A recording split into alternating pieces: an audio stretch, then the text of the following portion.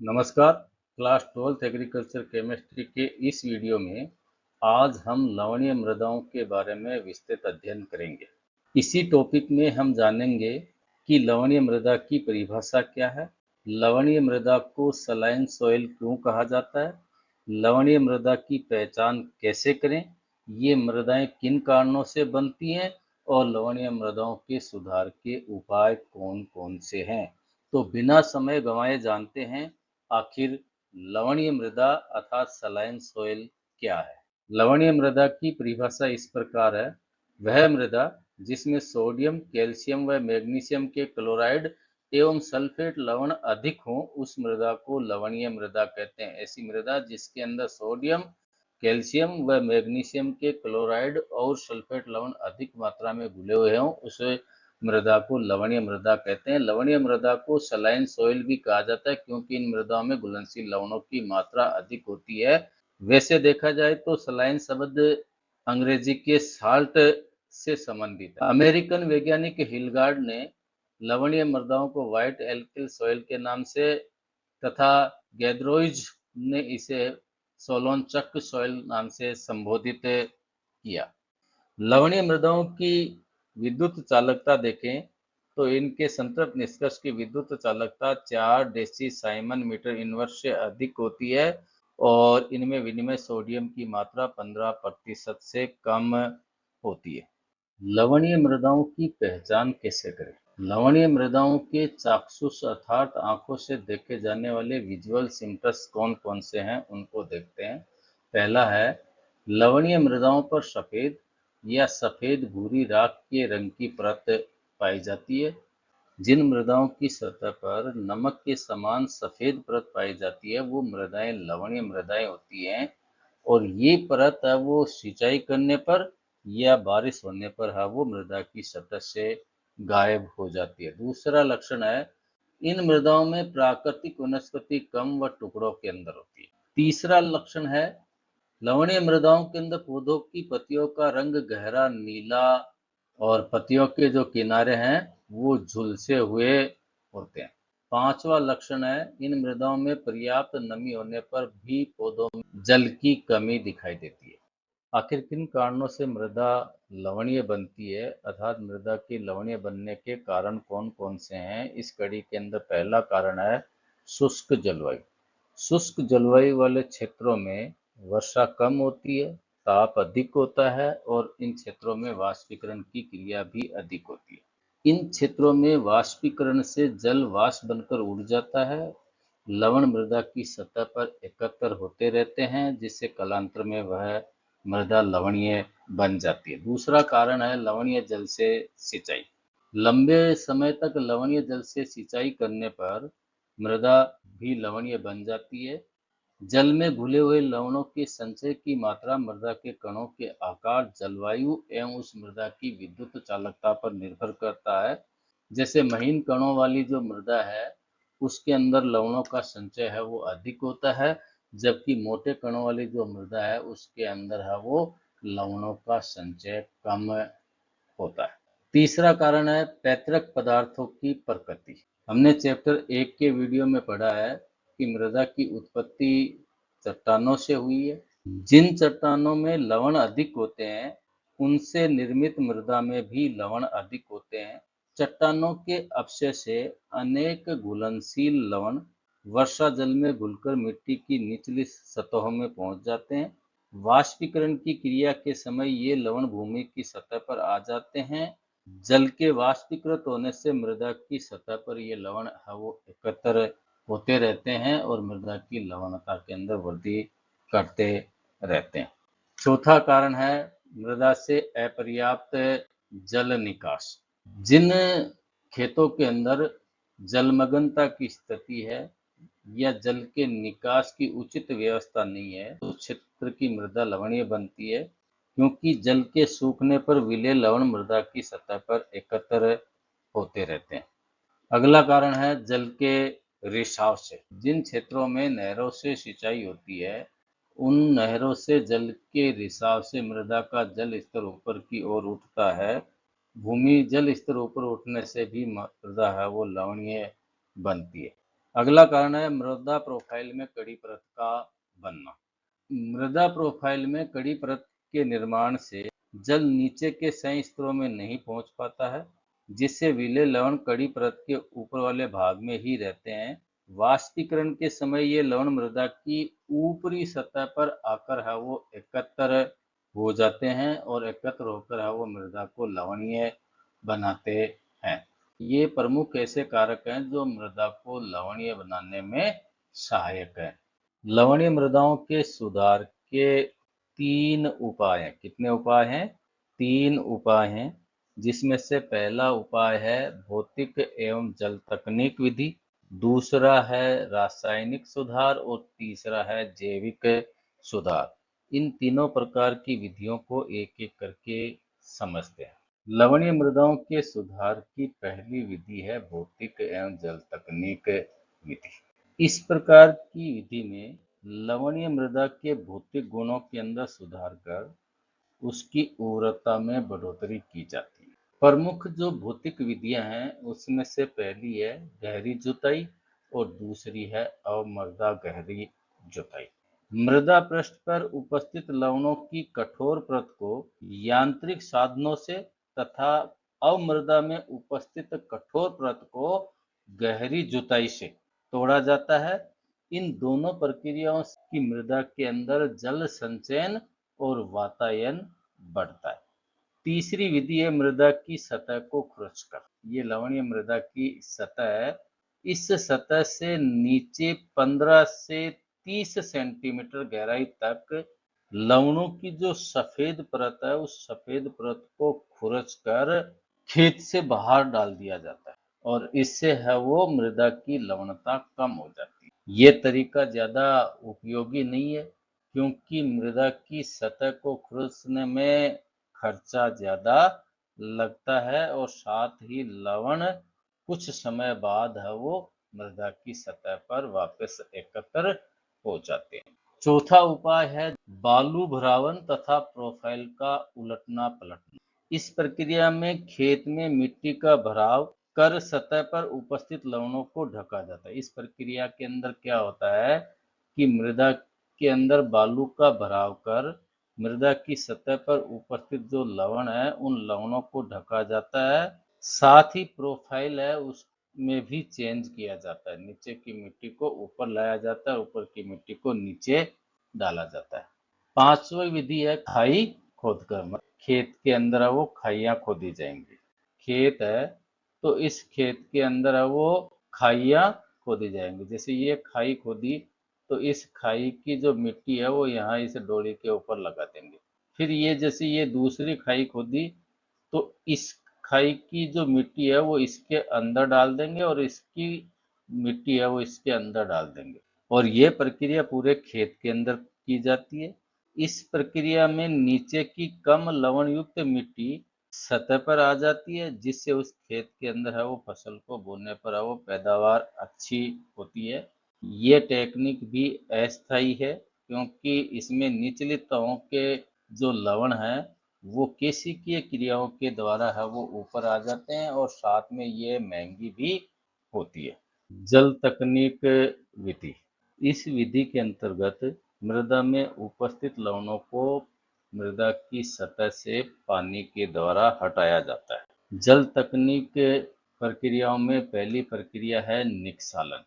निस्सालन की प्रक्रिया में क्या होता है तो विभिन्न टुकड़ों के अंदर बांट दिया जाता है। जैसे ये खेत है तो इस खेत को विभिन्न टुकड़ों के अंदर है वो बांट दिया गया।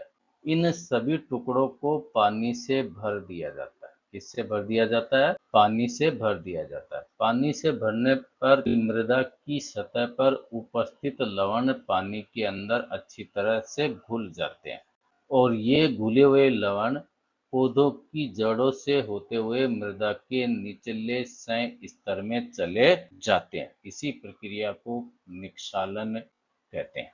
यानी मृदा की सतह पर उपस्थित लवणों को पादप जड़ क्षेत्र से नीचे के स्तरों में भेजना निस्सालन कहलाता है। निस्सालन की प्रक्रिया करते समय कुछ सावधानियां भी बरतनी पड़ती है। जैसे जिस मृदा के कणों का आकार महीन है, तो निक्षालन करने से पूर्व उस मृदा में बालू मिलाई जानी चाहिए, बालू का भराव किया जाना चाहिए। दूसरी सावधानी, यदि मृदा प्रोफाइल में कड़ी परत है तो गहरी जुताई की जाए। निक्षालन से नुकसान भी होता है, क्योंकि इस प्रक्रिया से उस मृदा के अंदर नाइट्रोजन की कमी भी हो जाती है। तो जब इस खेत के अंदर वो निक्षालन के पश्चात फसल बोएंगे तो खेत में अधिक उर्वरक डालने की आवश्यकता होगी। दूसरी प्रमुख जल तकनीक है विलेय लवणों को ऊपरी सतह से बहाना। इस प्रक्रिया में क्या होता है कि ये जैसे खेत है, इस खेत के अंदर है वो पानी भर दिया जाता है। मृदा की सतह पर उपस्थित लवण पानी के अंदर है वो घुल जाएंगे, और जब पानी के अंदर लवण घुल जाएंगे तो इस पानी को खेत से बाहर बहा दिया जाएगा। जब पानी को बहाएंगे तो पानी के अंदर घुले हुए लवण भी खेत से बाहर निकल जाते हैं। तीसरी प्रमुख जल तकनीक है वो है जल निकास। फसल की आवश्यकता से अधिक पृष्ठीय या भूमिगत फालतू जल को भूमि से बाहर निकालना जल निकास कहलाता है। यानी किसी खेत के अंदर फसल की आवश्यकता से ज्यादा जल है तो उस जल को खेत से बाहर निकालना जल निकास कहलाता है। और जल निकास दो प्रकार से किया जाता है, एक तो है खुला जल निकास और दूसरा है टाइल्स द्वारा जल निकास। खुला जल निकास के अंदर क्या किया जाता है कि खेत में गहरी नालियां बनाई दी जाती हैं, जिन मृदाओं के कणों का आकार महीन होता है उन मृदाओं के अंदर 35 से 40 मीटर पर नालियां बनाई जाती हैं। जिन मृदाओं के कणों का आकार महीन है उन मृदाओं में 35 से 40 मीटर की दूरी पर नालियां बनाई जाती है, जबकि मोटे कणों वाली मृदाओं के अंदर यह 70 मीटर की दूरी पर है वो नालियां बना दी जाती हैं। जैसे इसमें क्या किया जाता है कि जैसे ये खेत है तो इस खेत के अंदर बीचों बीच वो नाली बना दी जाती है। नाली बनाने से क्या होता है कि यहाँ पानी के अंदर घुलनशील जो लवण है वो इन नालियों के अंदर रिस कर आ जाता है और ये रिस कर है वो बाहर निकाल दिया जाता है। नालियों में पानी के रिसने के साथ साथ लवण भी बाहर निकल कर चले जाते हैं। जल निकास की दूसरी विधि है टाइल द्वारा जल निकास। टाइल कंक्रीट से बने सिलेंडर होते हैं जिनका व्यास 10 से 25 सेंटीमीटर और लंबाई 40 से 60 सेंटीमीटर होती है। खेत के अंदर टाइल लगाते समय दो टाइल के मध्य बजरी का छन्ना लगाते हैं, जिससे कले कण एवं कचरा न फंसे। इसमें क्या होता है कि खेत है, उस खेत के अंदर वो टाइल लगा दी जाती है। जैसे ये एक टाइल है और ये दूसरी टाइल है, तो इन दोनों टाइलों के बीच के अंदर वो बजरी का छन्ना लगा दिया जाता है, जिससे क्या होता है कि क्ले कण और कचरा इनके अंदर फंसे नहीं। पानी जोड़ों द्वारा टाइलों में प्रवेश करता है। भौतिक विधियों से मिट्टी की संरचना और जल संचरण में सुधार होता है, जबकि जल तकनीक विधि से मिट्टी में उपस्थित लवणों को पौधे के जड़ क्षेत्र से हटाकर मिट्टी की उर्वरता बढ़ाई जाती है। दोनों विधियां लवणीय मृदाओं के सुधार के लिए प्रभावी मानी जाती हैं। लवणीय मृदाओं के सुधार का दूसरा उपाय है रासायनिक सुधार। इस तकनीक में लवणीय मृदाओं में रासायनिक पदार्थों को मिलाकर मिट्टी की लवणता को कम किया जाता है। ऐसे पदार्थ जिन्हें मिट्टी में मिलाने पर मिट्टी के भौतिक, रासायनिक एवं जैविक गुणों में सुधार होता है, उन्हें मृदा सुधारक कहते हैं। वैसे देखें तो वे पदार्थ जिन्हें मृदा की बनावट, जल धारण क्षमता, वातायन एवं उर्वरता में सुधार हेतु मृदा में मिलाया जाता है, उन्हें मृदा सुधारक कहते हैं। लवण प्रभावित मृदाओं के सुधार हेतु उपयोग में लिए जाने वाले रासायनिक पदार्थों को रासायनिक मृदा सुधारक कहते हैं। तो लवणीय मृदाओं के अंदर रासायनिक मृदा सुधारक पदार्थ मिलाकर उनके भौतिक, रासायनिक एवं जैविक गुणों को सुधारा जाता है। लवणीय मृदाओं को सुधारने के लिए उसमें डाले जाने वाले रासायनिक मृदा सुधारकों का मुख्य उद्देश्य क्या है उसको देखते हैं। पहला उद्देश्य है सोडियम युक्त मृदा को कैल्शियम मृदा में परिवर्तित करना। दूसरा है मृदा में घुलनशील लवणों की हानिकारक मात्रा को कम करना, जिससे उस मृदा के अंदर पेड़ पौधों की वृद्धि अच्छी हो और फसल का उत्पादन भी अच्छा हो। तीसरा मुख्य उद्देश्य है मृदा की उर्वरता एवं उत्पादकता को बढ़ाना, खेत की जो पैदावार है उसको बढ़ाना। चौथा है मृदा की संरचना में सुधार करना, मृदा के जो भौतिक, रासायनिक एवं जैविक गुण है उनमें सुधार करना। पांचवा है पौधों की जड़ों के लिए अनुकूल वातावरण तैयार करना। और ये 5 ऐसे प्रमुख उद्देश्य हैं जिनके कारण से लवणीय मृदा में रासायनिक मृदा सुधारकों का प्रयोग किया जाता है। लवणीय मृदाओं के सुधार हेतु प्रयोग किए जाने वाले रासायनिक मृदा सुधारक पदार्थ कौन कौन से हैं उनको देखते हैं। पहला है जल विलय कैल्शियम लवण। कौन से? जल विलय कैल्शियम लवण। इसके अंदर कैल्शियम क्लोराइड, जिप्सम और फॉस्फोजिप्सम, इनको मिलाकर है वो मृदा के गुणों में सुधार किया था। दूसरे रासायनिक मृदा सुधारक हैं कम विलय कैल्शियम लवण। इसके अंतर्गत चूना एवं चूना पदार्थ आते हैं, जैसे डोलोमाइट है, कैल्शियम चूना हुआ, कैल्शियम चूना है, भूजा हुआ है, बिना भूजा हुआ चूना है। तीसरे प्रकार के रासायनिक मृदा सुधारक हैं अम्ल तथा अम्ल उत्पादक। इसके अंतर्गत गंधक, गंधक अम्ल, सर्व sulphur dioxide, aluminium phosphate, ferrous sulphate, lime sulphur, pyrite और चीरा, इनका उपयोग है वो मृदा के अंदर किया जाता है। तो ये 3 प्रमुख रासायनिक मृदा सुधारक हैं जिनको मृदा के भौतिक, रासायनिक एवं जैविक गुणों में सुधार हेतु प्रयुक्त किया जाता है। खेत में रासायनिक मृदा सुधारकों का उपयोग करते समय कौन कौन सी सावधानियां बरतनी चाहिए? इनमें से पहली सावधानी है मृदा परीक्षण के पश्चात ही मृदा सुधारकों का प्रयोग किया जाए। खेत की मिट्टी है उसकी जांच करवाने के पश्चात ही उस खेत के अंदर रासायनिक मृदा सुधारकों का उपयोग किया जाना चाहिए। दूसरी सावधानी है रासायनिक मृदा सुधारकों का बारीक चूर्ण ही उपयोग में लिया जाए।